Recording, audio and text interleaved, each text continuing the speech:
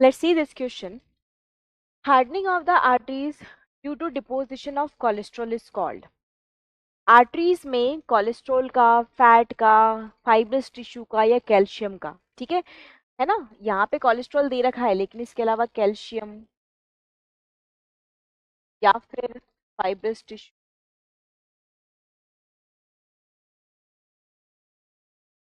या फिर फैट, इनके डिपोजिशन से प्लाक बन जाए और प्लाक की वजह से वहां पे हार्डनिंग ऑफ आर्टरीज हो जाए, तो उसको आप क्या बोलते हैं?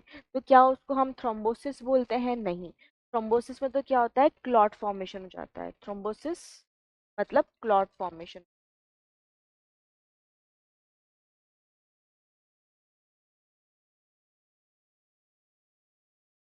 आर्टरी के अंदर थ्रोम्बोसिस हो गया मतलब क्लॉट फॉर्मेशन हो गया, तो ये नहीं।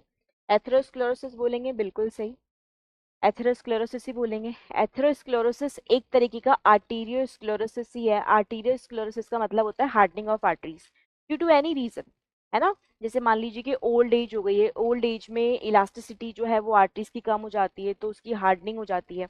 इलास्टिसिटी कम हो गई और आर्टरीज मोर मतलब हार्डर हो जाती है, तो उसको हम आर्टीरियोस्क्लेरोसिस बोलते हैं।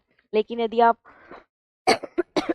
सॉरी, यदि वो फैट, फाइब्रस टिश्यू, कोलेस्ट्रॉल, है ना, कैल्शियम, इन सब के डिपोजिशन की वजह से वहां पे कोई प्लाक जम रहा है और उसकी वजह से हार्डनिंग हो रही है, तो उसको आप एथेरोस्क्लेरोसिस बोलते हो, ठीक है। तो बी ऑप्शन सही हो जाएगा। फिर दे रखा है राइनाइटिस। राइनाइटिस क्या होता है? हमारी नोज की जो म्यूकस मेम्ब्रेन है उसमें स्वेलिंग हो या इरिटेशन हो। Swelling in mucous membrane of nose, ठीक है। तो नोज की म्यूकस मेम्ब्रेन में स्वेलिंग हो या इरिटेशन हो तो उसको हम क्या बोलते हैं? राइनाइटिस, तो ये भी रॉन्ग हो जाएगा। फिर दे रखा है स्टीनोसिस। अभी स्टीनोसिस क्या होता है? तो स्टीनोसिस क्या होता है बच्चों, कि आपको पता है कि पीछे हमारे पास बैकबोन या वर्टिबल कॉलम है। इस वर्टिबल कॉलम में अंदर पूरी स्पाइनल कैनाल है, और उस स्पाइनल कैनाल में क्या होती है? स्पाइनल कॉर्ड होती है।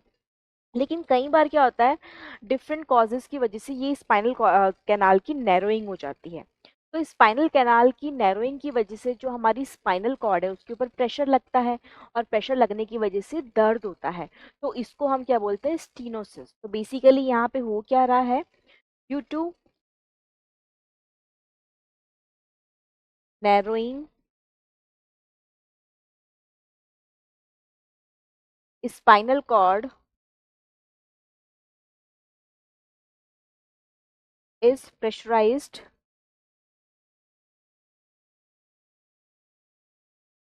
causing pain, causing pain, ठीक है। तो स्पाइनल कैनाल की नैरोइंग की वजह से अंदर रखी स्पाइनल कॉर्ड दबती है, जिसकी वजह से क्या होता है? दर्द होता है, and that condition is called as stenosis. तो ये भी हमारे क्वेश्चन का आंसर नहीं है।